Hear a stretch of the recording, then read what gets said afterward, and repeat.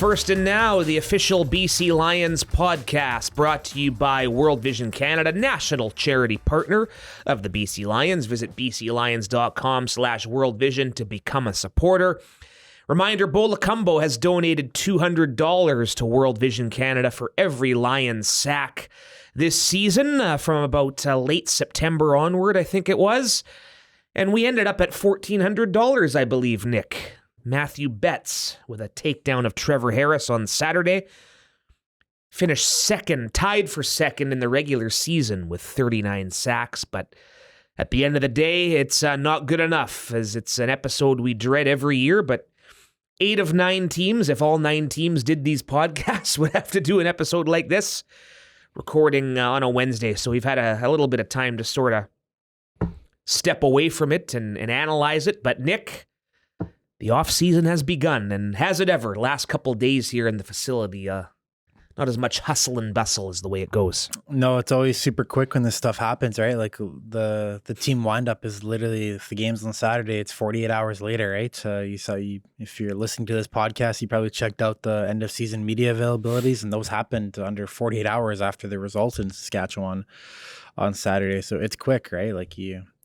I was kind of talking to TJ Lee about this, and obviously TJ did the media too, but there's ups and downs, right? Like when you're downstairs on Monday with the guys hanging out, like you kind of have some smiles, some laughs and everything. It feels better. But then when you go home or you're by yourself or whatever, it sinks in again that this is a reality and the disappointment of the result. But yeah, like you said, only one team can win. That was TJ's message to the guys, and he thanked them for everything. It's a long season, a lot of sacrifices, and what a season it was. Disappointing overall, for sure. But yeah, it's a good Rough Riders team that we ran into. And listen, we try to be realists too. And obviously we were hitting the 1994-2000 theme hard. Great stuff with Sean Millington helping us get hyped up. And we truly believed it could happen. But when it doesn't happen, it's not too surprising either. I mean, this team loses 8 of the last 12. So that's 2/3 of the season where you're 4-8, whatever the case may be. And that fourth win, I don't want to say it didn't mean anything, because it was important to go into the playoffs on a high note, get a taste of what this team with Vernon Adams Jr. could look like. But we're realists too.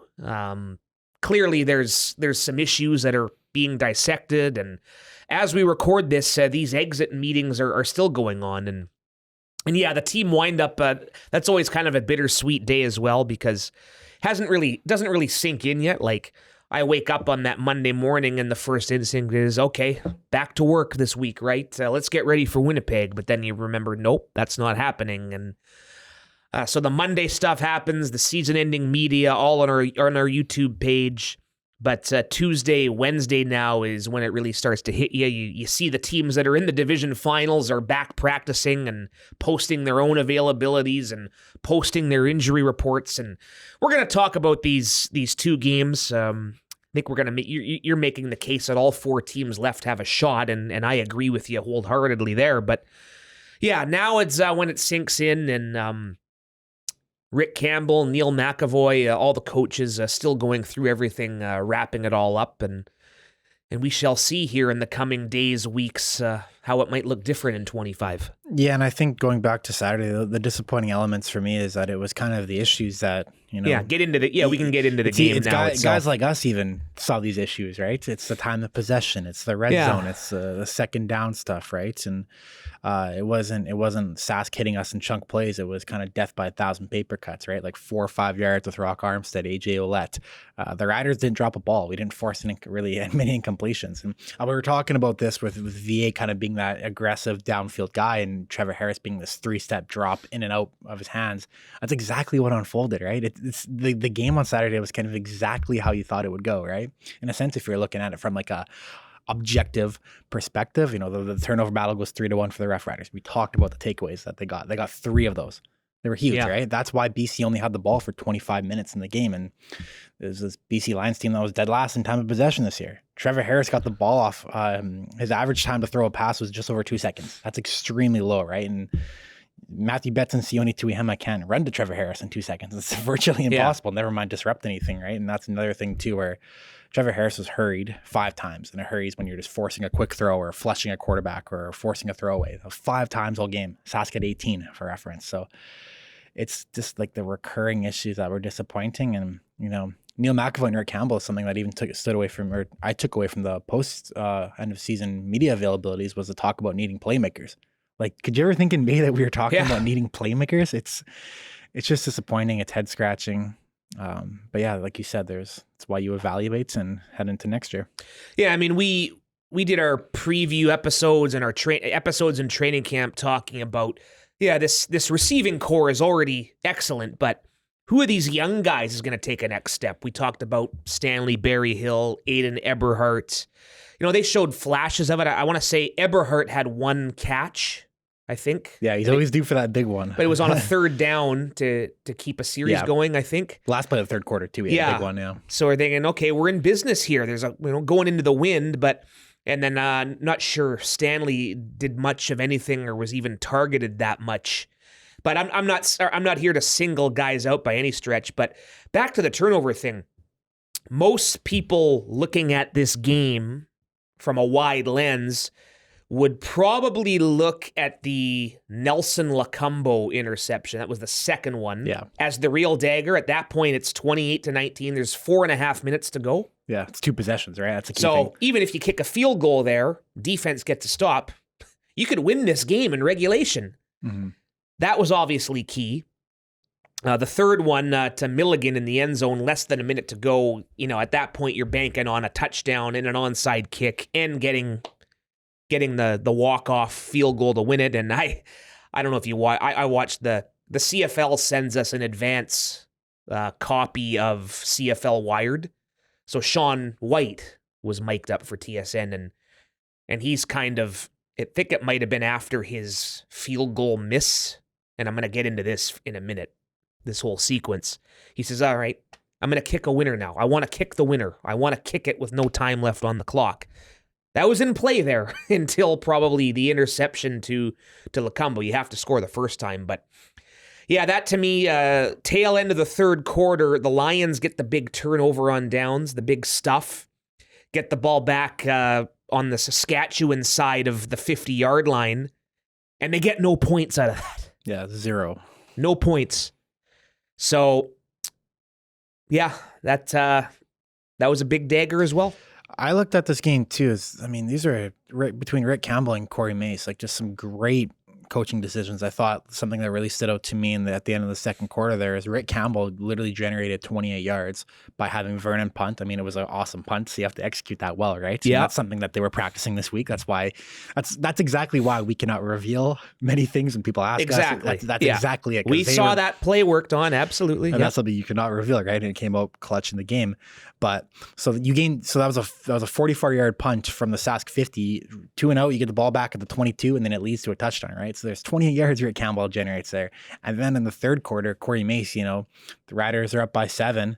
You can kick the extra point to go up by 8, but the real dagger is going for 2 and going up by 2 possessions, right? And there's not that much risk because if you don't get it, you're down by 7. So obviously kudos to Corey Mace for, having the, decision making to go for 2 and make it 2 possessions and make it that much harder on us. We saw, like you said, it was 2 possessions. So no matter what at the end there, it was going to have to require an onside kick and everything. So 2 great coaching decisions there. Yeah, that coaches, one, the going for 2 one at first, I'm kind of like, okay, but it's the playoffs, man. You're emptying the tank. There might not be a tomorrow. This is not weak. This is not the Banjo Bowl for Saskatchewan, and you win it, you might be in a position to finish first in the West with half a season to go. So, yeah, I was all for that from their perspective. Yeah, and like you said, we'll get into Sask and Winnipeg, but this defense, you can't force anything, right? Like they got Roland Milligan, Marcus Sales, they were some of those hits in that game too. The one that Keon Hatcher took over the middle in the third quarter, I think that was the loudest hit I've heard from the sideline, like in my 3 years here. It was insane, and it's one of those moments where you think about how do these guys play football, right? I was even talking with David Mackey on Monday at the wind up, and he was saying like, now that it's over, you kind of just sit back and remember how much your body is broken, right? How much pain you're in and how you're going through all of that. So that was a difficult thing to factor into. You know, the riders are physical. Good crowd too. I know it wasn't packed. We're not gonna lie about that, but it was loud. It was still loud. Like we saw the offense get a delayed game penalty, right? We saw oftentimes Suk Chung, the interior of that line, you know, Mike Couture, like having to communicate with signals and all that. Silent counts. So yeah, the Riders made it difficult. It proves again, like we've said this for 3 years in a row now, that home field advantage is so crucial in these Western playoffs. Well, Steve Daniel had it in the game notes. What was it? 7 of the last 8 playoff games overall going into this year were won by the home team, and now it's 9 of 10 because the Argos took care of business. And I'll say it. We were excited to hopefully see this team go on the classic underdog path, but I remember Wally Buono saying, I think it was the year this team crossed over to the East. He might have said it after the fact, after the loss to Hamilton. He said, realistically, in this league, you have to have one game at home to have a real shot. And yeah, it's been done. The Winnipeg Blue Bombers in 2019 did it. But, along the way, I think they faced maybe a banged-up Calgary team in the Western Semi. That's not taking any credit away. You said it. Like, everyone's hurt and injured in November in this league, and that has to be a focus with this team. You talk about Neil and Rick saying have to get some fresh blood, maybe some playmakers. This is all about finishing in first place, getting a home game, maybe pushing 50,000. Something we thought might happen this year with the Grey Cup here. Remember this team was 5-1, and we're kind of sort of quietly thinking, okay, maybe the road goes through here as well. It should have, yeah. That's what it's all about. But stuff, and remember in the offseason, like rewinding to like February, January, Rick Campbell, Neil McAvoy's message was, we want to get bigger up front. They did that. Christian Covington, guys like AC Lee coming in. And what did it result in? The Lions having a top 3 run defense, one of the best in the league. And then the special teams too. Like that's gone up since Mike Benavides has been here. The last 2 Novembers we were saying, dang, like if we just didn't let up that special teams touchdown against Winnipeg, none of that happened. It was a very smooth game on special teams aside from the Sean White misses. But it was a really weird win.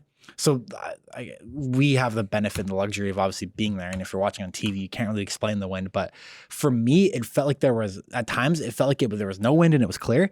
And then it would hit you like right in the face out of nowhere, like this like strong breeze, and then it would go away. So I think that's what Sean White was dealing with.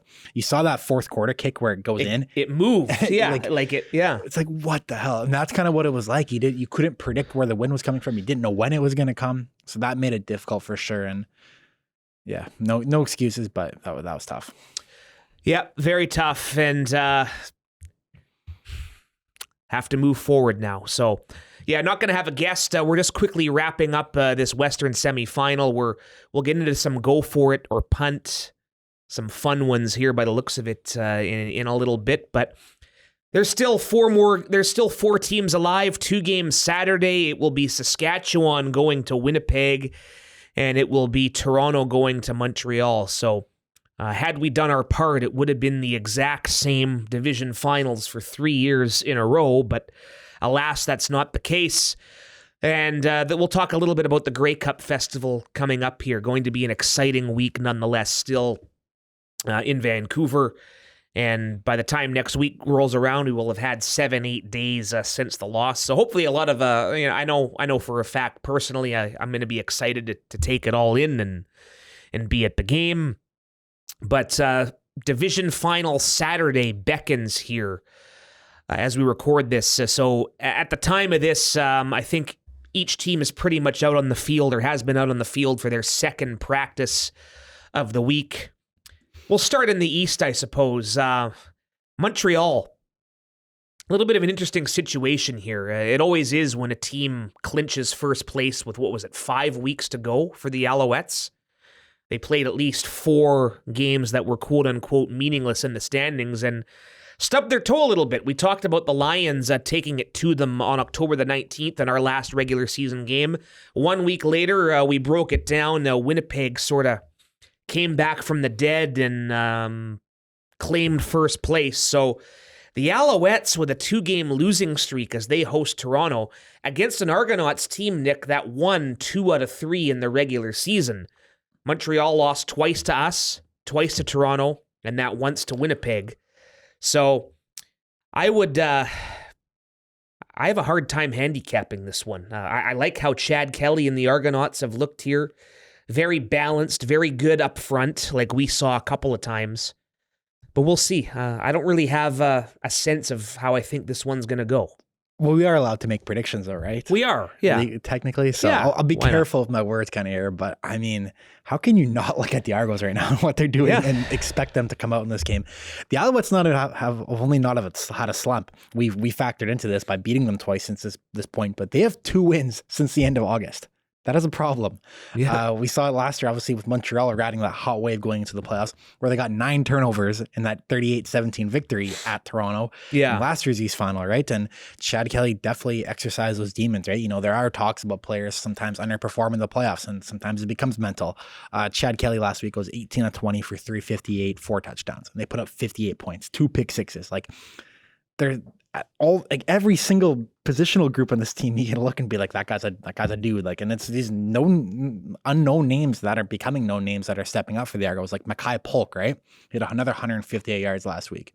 8 of his last 10 games is at over 100 yards. So that's one guy like been blown away by. Like, we saw him, he started in week 1, actually, ironically, when DeMonte Coxey was injured for Toronto and against us, and he showed great flashes.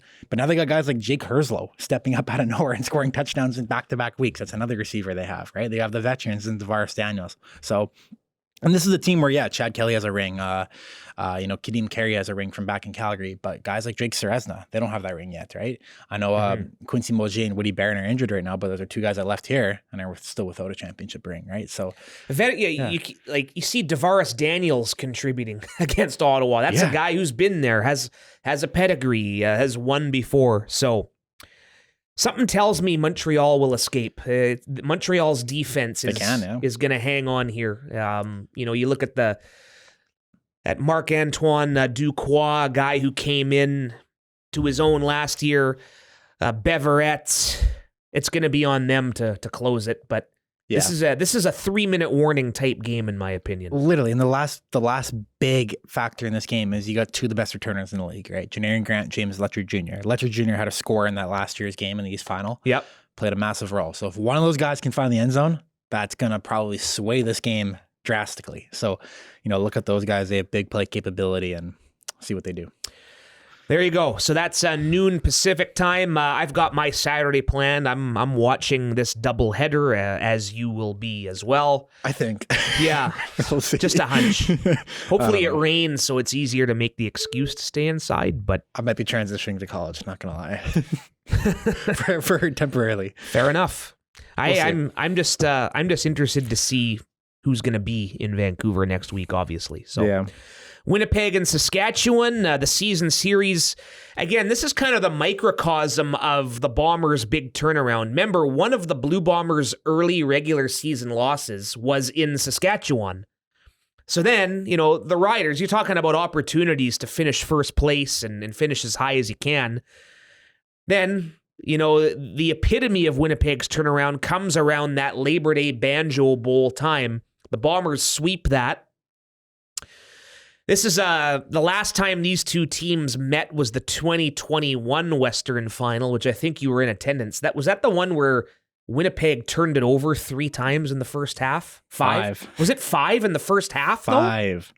Though? Okay. I'm pretty positive it was first half. Me and Lucky Whitehead were at that game, yes. Yeah. Oh, yeah. I was down at Seahawks 49ers that Sunday, and my phone's blowing up with media and whatnot. Why is Lucky Whitehead there in Bomber gear? I'm like, what the hell are you talking about? Because he's Lucky Whitehead. I'm not watching the Western Final today. Sorry. With all due respect. Was at the Grey Cup in Hamilton the following week, though, so I made it there. And that's funny because that was kind of the thing. Okay, well, maybe Winnipeg clinched too early, this and that, but they did what they do. They turned it around and came back and won that game. That's all in the past now. We're talking 3 years ago, although now Lucky Whitehead is back as a member of the Winnipeg Blue Bombers, and it was a big kick return by Lucky that helped sort of set their comeback in Montreal in motion. But this Riders team, I consider maybe Trevor Harris playing the best out of all the quarterbacks right now, and that to me can be an X factor, but I'm not going to count out the Winnipeg Blue Bombers now that they have this new life. They've had a week off to prepare.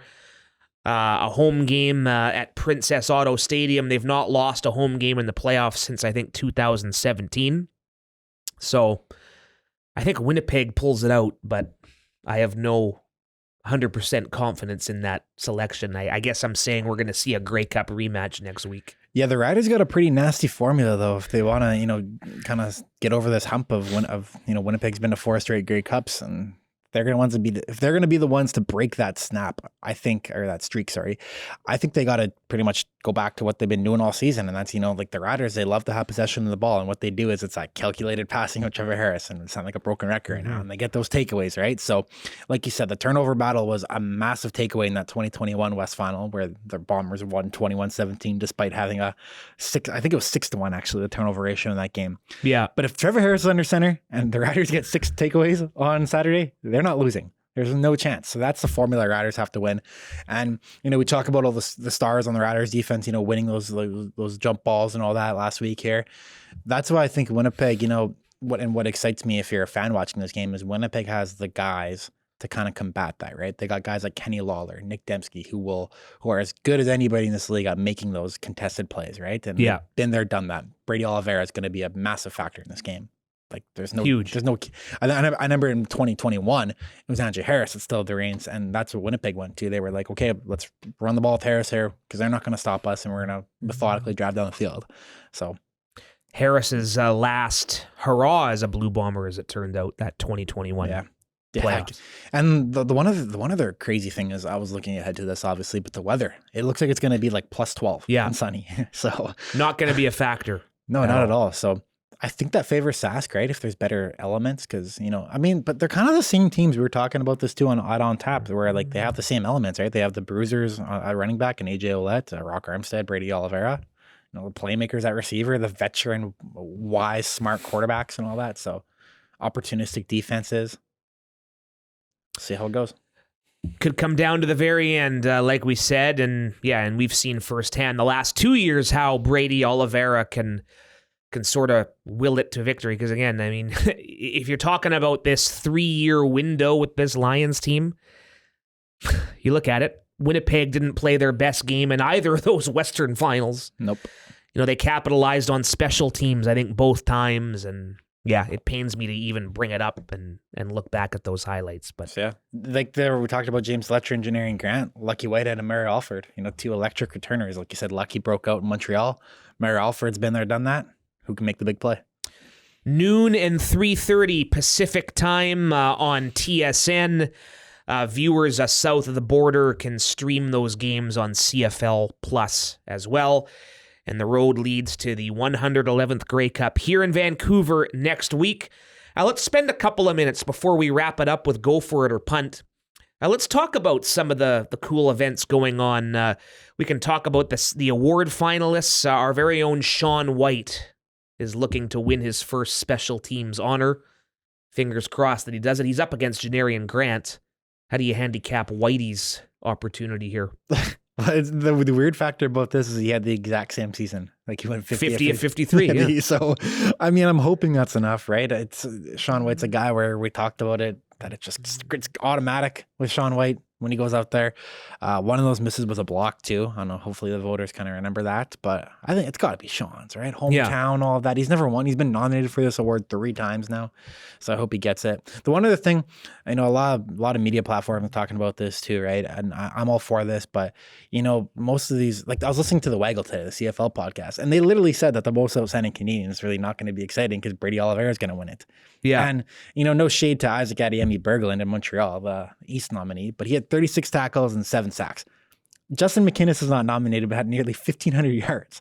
So it's kind of a flawed system. Yeah. But I guess the solution that I've heard is you get 3 nominees, regardless of divisions.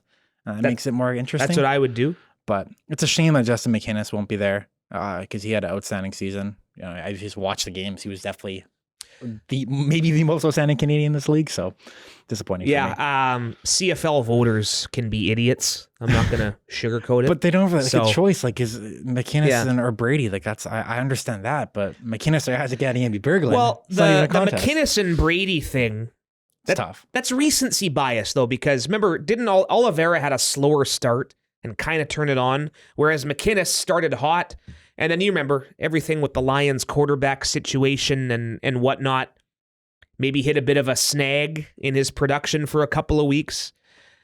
I think Brady will win the MOP because I don't think a non-playoff player should win most outstanding player. Yeah, it's a whole debate. But he had 5,000 yards again, is like the counterpoint. It's crazy. CFL voters. Oh, it's Bo Levi Mitchell. Yeah, awesome. Anyway. Yeah. So, yeah, go Sean White. Yeah. Put a bow on that. Yeah, we can get into it. Most outstanding offensive lineman is Saskatchewan's Logan Ferland, Toronto's Ryan Hunter. No real thought there. Both had outstanding seasons. Outstanding rookie. I like the Bridges kid in Hamilton going up against Edmonton's Nick Anderson. Coach of the year, shout out to Corey Mace, really. Good Port, Coquitlam, BC, Port Moody guy, I should say, has done well, and he's up against Jason Moss. So I'd have to think Corey Mace has the edge there, but we shall see. Roland Milligan is going to win defensive player. I think we can agree there. He's up against, again, another guy we've mentioned on the podcast I did earlier, Tyrese Beverett of the Montreal Alouettes, both outstanding. And you saw the big campaign for Roland Milligan to be nominated for most outstanding player. Maybe there was a case there. So that's Thursday night as we spend a minute here talking about the Grey Cup Festival. It kind of is getting underway. You've seen that the zip line has gone in. I know they've done some test runs. It's going to be a party. Vancouver Convention Center, it's all going to be under one roof. GreyCupFestival.ca, you can secure your tickets. You get the Coors Light party pass. You can get into all the team parties. We'll be at Lions Den, I think, for at least a portion of it, but pick your poison. Ryderville, always a fun time. Spirit of Edmonton, for the first time, I think, ever, is in the same area. Yeah. A lot of concerts. The Saturday night concert series featuring Sam Roberts, the Trues. You have the likes of Biff Naked performing the tailgate parties. There's lots to do. There's lots to see. GreyCupFestival.ca where you can get your tickets. What are you going to be up to? Yeah, all ages too, right? Like in all these free events. Yeah. So that's what I've been telling my friends. Like Wednesday night, like kickoff party, it's a free event outdoors where Felix Cartel's headlining it, and that's right up my alley. I'm excited for Felix Cartel. And then this just got announced right after it, but the largest ever drone show is following that Felix Cartel performance on Wednesday. So it's going to be brought to you by Destination Vancouver on Wednesday. It's going to start at 8:30 p.m. And the drone show is going to be visible from the waterfront seawall between the Vancouver Convention Center and the Westin there. And that's where they're kind of telling you to be, because from Canada Place, apparently it's obstructed. But if you're at the Convention Center in the Westin in that area, you'll be able to see the largest ever drone show in Canada. So I'm excited for that. You know, drones are all the buzz right now. So, but we're going to be boots on the ground everywhere. Yeah, like you said, we're working kind of coincided with the Grey Cup Festival to produce and distribute content that week. So still excited, looking forward to that week, the team parties. Obviously, that's kind of my plan is I'm going to work. And then when I'm done work, I'll head right to the team party rooms, right? So Lions Den, of course. It's kind of become the de facto, like I don't know if this is the right way to describe it, but like the cool place to be, right? There's always like CFL players hanging out. I remember last year, like this is kind of my way of pitching it to like, if you're listening to this and you just like the CFL and you think these players are, because we kind of get caught up that like we're hanging out with Vernon Adams Jr. and Nathan Rourke, but sometimes I got to like or look back and be like, this is Vernon Adams Jr. like right standing beside me. So that's at Lions Den. You can like experience, like I'm not saying Vernon's going to be there, but I mean, last year it was like Jameer Thurman and James Butler and Simone Lawrence. All the Hamilton guys, yeah. All in Lions Den, right? So if you just want to hang out with CFL players, you know how nice they are and easy going. Remember 2 years ago in Lions Den in Regina, we had Geno Lewis and Tyson Philpott. Yeah, Lorenzo Malden. So like those guys come and hang out at Lions Den. Lorenzo Malden, yeah, that was a funny. Yeah, it's great. I mean, you've been to Super Bowl weeks. I have as well, and this it's not even close as far as fan friendly and access and affordability. So we shall be there. All right, go for it or punt. You lead it off, sir. So I was watching some NFL football on Sunday, and I'm not surprised that Amon-Ra St. Brown did this, but on Saturday, college football is going on, and there's in the Incarnate Ward, that's a college team.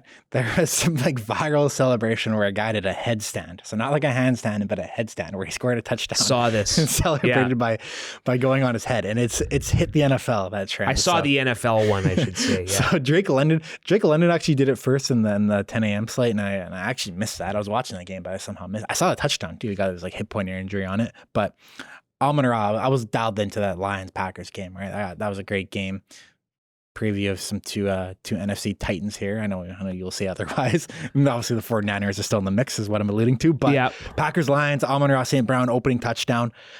Electric celebration. You got to check it out. It's literally a headstand. It's exactly how it sounds like. So you saw some crazy shit last week in the NFL. There was the Saquon Barkley reverse hurdle thing. There was it was a fun week in the NFL in that regard. And a quick bonus one too. I want to shout out Ben Grant, 3 Down Nation contributor. His daughter Emma for her Halloween costume. It was Coach Tanya Henderson. Awesome costume, right? And explained why, Tanya being a role model for Ben's daughter. So we put that on our Instagram if you want to go check it out. But that's my bonus one. Shout out to Emma Grant. Yeah, and Ben Grant does a great job, part of the Argonauts broadcast team with Mike Hogan as well. And they're all Argos. And the fact that you get a double blue family doing something like this too is but it's cool overall. And yeah, very cute. All right, now that we have some more time on our hands, I'm back to watching shows. Yeah. The Lincoln Lawyer, Season 3 just dropped. Based on the Michael Connelly book series, I've pretty much read them all. This is a great stuff. You don't even have to read the books really to understand it at first. It's just a good thriller, crime, courtroom type series. So I'm going for this. Probably going to start this later today. Side note, Parker Hall, who works in our community relations, he's the doppelganger for Cisco. You can Google the... I totally see it. Yeah. It's funny. He has this like long flow too. So Angus Simpson's the name of the actor. So that's Parker Hall's half brother, we're saying. So I'm totally with you. I saw Trevor Martin like shouting out, that's the CKNW 980 producer that comes on the road with us. Yeah. He was shouting out the Penguin I saw. I saw. Yeah. So maybe I have to check that out. I've been meaning to do that one. But that apparently, did you see the Batman movie, the Robert Pattinson? No. This is apparently a spin-off of that movie. I don't know if that matters to watch it, but I watched The Dark Knight not that long ago. Like not for the first time, like rewatched it. Yeah. The one with Bane. But Dark Knight Rises, yeah. But like you said, we have more time on our hands. I'm kind of picking up this thing called the NHL. I'm gonna start watching hockey now that we have some Canucks 5-1 Anaheim. All right. Yeah, we're not gonna talk about the Predators. So we'll move on here to what I'm punting. I'll punt the Predators. What the hell's going on there? But anyway, draft lottery. Yeah.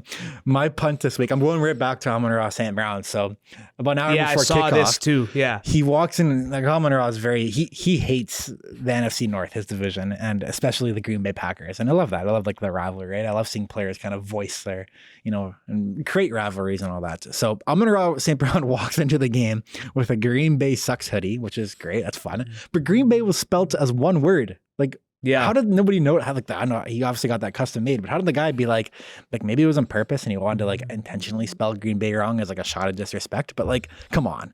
And like, so my punt is kind of like these elementary like spelling errors, and I think it's that time of the year too, right? Like I always got to put out that reminder. It's the Eastern Final and the Western Final. It's not plural. There are one of them. There's one Eastern Final game, not the and Eastern then last Finals. week it's semi, not semi.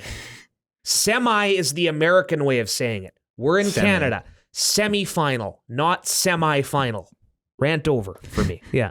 English is hard. Yeah. But that's what weirdly enough though, the NBA does NBA finals. Like they don't go like I know. It's Stanley Cup final. Stanley Cup final, NBA finals. But if you go to like their branding, like their logo and everything, like it's NBA finals. It's really weird. I guess technically it's not wrong. If it's not a single game situation, you could say finals and it wouldn't 7 games, Yeah.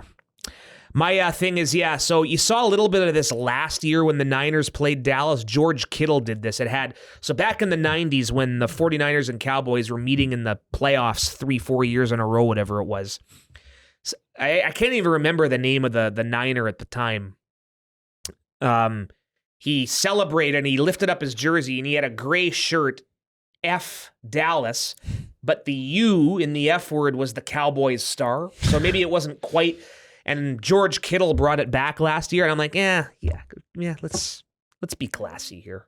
Yeah, if it has like a curse word in it, I kind of get that. Yeah. Can't be showing the kids that. Didn't see it this year, so maybe someone gave them a talking to. All right, I'm punting. I'm with you on the Amon-Ra thing too, by the way. Yeah, it's just, one, spell it right, and two... It could have been on purpose, though, do you think? Yeah, maybe. Like, we're talking about it right now, so... a million miles away on a CFL team podcast, so... Anyway... All right, I'm going with the NFL too. So yes, I get the Chiefs maybe caught a break against Tampa Bay with a false start right before their winning touchdown in overtime. I think it was the play before the touchdown which set them up at the 1 yard line maybe. But the referees aren't conspiring with Kansas City, people. All right? Can we stop that? Like, I even had a couple people reach out to me after the Super Bowl last year. There's nothing you could have done. It was all part of the plan. It was all... Okay, do people realize how much would have to actually go into rigging football games? Impossible. Like, every team gets calls against them, for them. The referees aren't on their side. Yeah. That's it.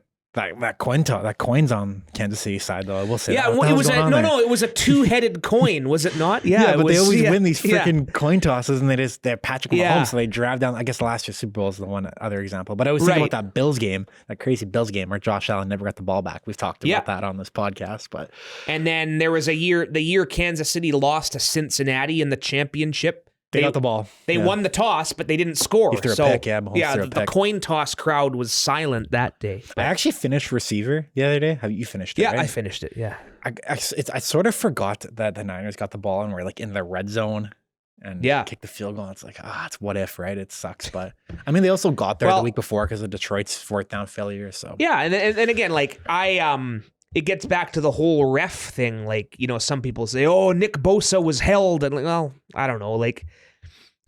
There's 7 or 8 plays in that Super Bowl. If just one of them goes the Niners' way, they win. Yeah. That's how stupid. You leave the door open for Kansas City. They're like the Winnipeg Blue Bombers. They're going to crash through it. So exactly. All right. And with that, we come to an end. We will be here in the off season, but every second week is our plan. But if news happens to break on an off week, we'll... Emergency pod? We'll do one. Yep, absolutely. Thanks to you. This is one of the most fun things on our weekly calendar. So thank you to our great fans and great listeners. We've seen this thing grow bit by bit here over the last couple of years, and we're going to be back in 2025 after and in the off season, like I'm saying. And we look forward to seeing everyone at Grey Cup. Yeah, it's been a fantastic year. All the ups and downs. We had fan support, right? It's whenever I'm out in Terry Fox Plaza, it seems like someone randomly comes up to me and says, "Love the pod." So appreciate all the support. We'll be on to bigger and better in 2025. But first, we'll see you at Grey Cup week, and we'll go from there. See you there. And thank you again to World Vision Canada, the first and now sponsor, national charity partner of your BC Lions. BCLions.com/worldvision to become a supporter. We'll talk to you in a couple weeks on First and Now.